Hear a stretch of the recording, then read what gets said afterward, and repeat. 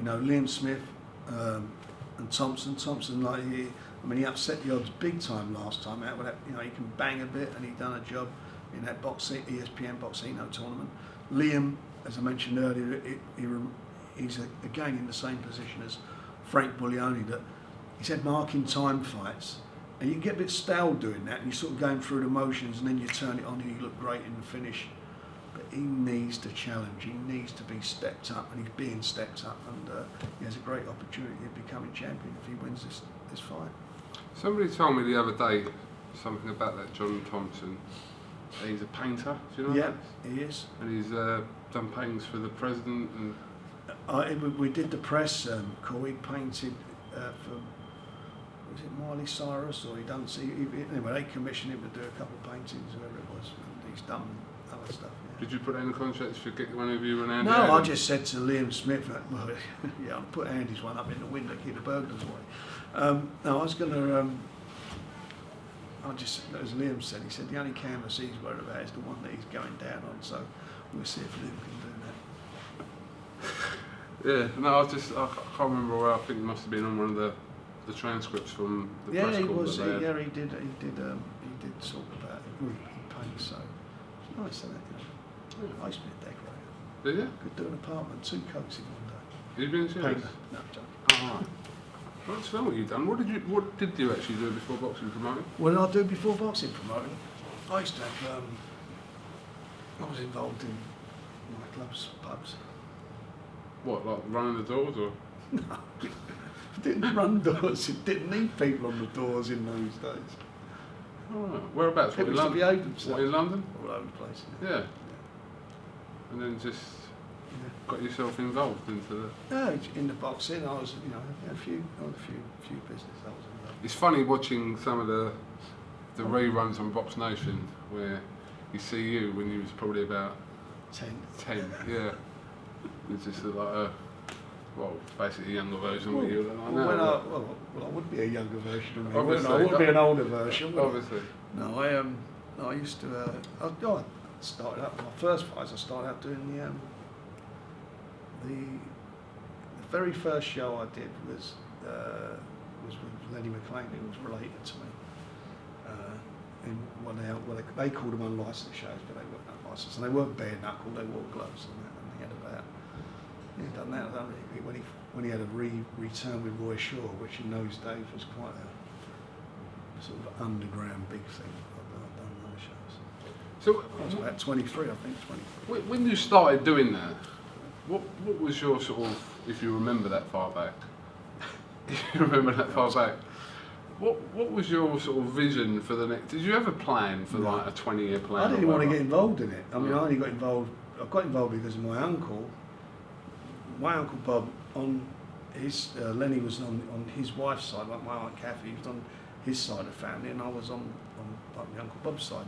Obviously, our names were Warren, and Lenny fought Roy Shaw and got beat. Then they made a rematch, and I wound up in my uncle and me wound up in the corner with Lenny. When he had the fight, we reached corner, and that was going back. It was about 19. It was in the 70s. Sort of mid-70s. Yeah, so it was and that's how I sort of got into it. And like Lenny had a few more fights, but Lenny was, the level was like down. I mean, right on the floor. I mean, there was like a lot of ex-fighters. I didn't know any different. I didn't even know, ignorantly didn't think about the health aspects of it and all those in those days, because you didn't. I mean, there were doctors there, but I didn't, realise. Just got involved in it and then progressed on after about 18 months, maybe 2 years of sub this, and then I got invited by the Boxing Board of Control to take licence. And never looked back since? Well, not really. Have you written a book? I am in the process of doing it right now. Surprised you haven't written one already? Yeah, I did do one, but I didn't. It didn't come out. I didn't think I had. How open is the book about your life in boxing? It is. I mean, it's what I'm doing at the moment is pretty open. It talks about things that go on behind the scenes. I think that's with the BoxNation show that we've done a couple with Nigel Benn, and we've done the one with Frank Bruno. What went on behind the scenes with those fights, I think, which are I don't think you're interested in the game. I mean, people look at the fights, but then how did you make the fight? What happened here? What happened? You know, why did this happen? What, you know? And we sort of explained the background of some of the fights and how they came about. And that'd be obviously be in the book. So. There's stuff about Tyson in there. What, how the fights are made? Yeah, there's loads of stuff in there about it. Yeah. Well, people will be interested in Tyson stuff. Yeah, might be. Yeah. But we're not supposed to have all these injuries according to what. Go on YouTube. If you go on YouTube, I'm in the ring, and I remember at the time, I was chewing gum, I might even blown a bubble with a chewing gum. So I'm supposed to have all these broken ribs, broken jaws, and got wide up mouth. Harold bent over and got through the ropes with broken ribs, and it's just complete crap. When's the last time you saw Mike Tyson? I've seen him for ages. I can't remember, to be quite honest. I think I've seen him in Vegas at a show. You say hello to? Did he say hello to me? What was I hello to him for? That's right. Back when we're old to say hello, not where he wants to say hello. Just might have acknowledged one another. Sorry? I thought you might have just acknowledged one Nah, another. I don't think I was just like a passing thing. I don't know. A few years ago. That fight he had was in 2000. It's 15 years ago. Right. It's a long time ago. It seemed like that long It ago. goes like that, doesn't it? Yeah, time flies. Indeed. That'll be interesting, that. When's that out then? It'll be out next year. Alright. Yeah, we're doing it with doing it at the moment. Be interesting. Be interesting. So, we know about the shows coming up this month. October 10th, you've got Mitchell Smith and Jez Smith fighting Arrow Leisure Centre, 30th of October. Yeah. You've got another show, Tommy Langford on the Tommy Langford's 4th, fighting. I think. Yeah, up in Wolverhampton. Wolverhampton. Yeah, so he's fighting up there. They're good little fight. Yeah, I'm going to say little fight. They're good fighters, good quality fighters. Paul Butler's out again. He's fighting. He's out. Will that be on your Liverpool card? No, he's fighting at Ellesmere Port. Oh, okay. So he's out. They've got quite. They're all. A lot of things happening at the moment. A lot of good things happening. Have you got a date for that Paul Butler on yet? Yeah, I'll give it to you in a minute before we go. But yeah, that's I think early October. People still wanting the Butler Conlon fight. Well, we want it. We want to get it on, and I'm sure the fight will get on. You know, we'll talk to his people. I think Collins fighting in Dublin, so we're doing a show in Dublin on the 7th. Is it? I thought it was the 4th. Anyway, first week of November. 7th, I think it is. All right, well, okay, you know better than me. But we're in Dublin. Yeah. So that'd be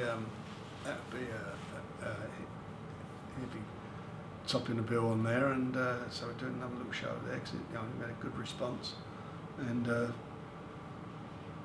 hopefully after that early New Year we get him and Paul together.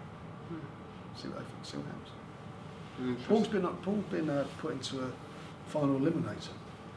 I think you mentioned the this IBF. Yeah, I in the mentioned it last interview. time, so we'll see what happens with that as well.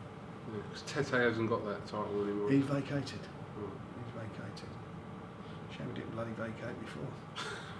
But he didn't. Right, well, yeah. Have you got anything else you want to add? No, I think we covered everything, haven't we? There must be something else. Didn't buy a striker. No, we didn't buy a striker. Told you we wouldn't, didn't I?